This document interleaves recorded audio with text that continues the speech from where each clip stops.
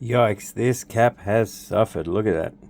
It's been just gently cooking itself for probably years. And I think that was actually caused by this.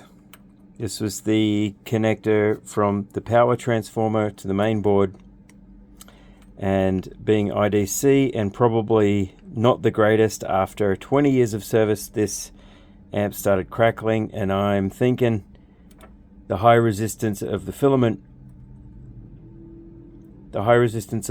winding on there caused this whole thing to be unreliable, and obviously it was heating up too, and probably had some effect on this 10 volt cap, which is across the filament power supply.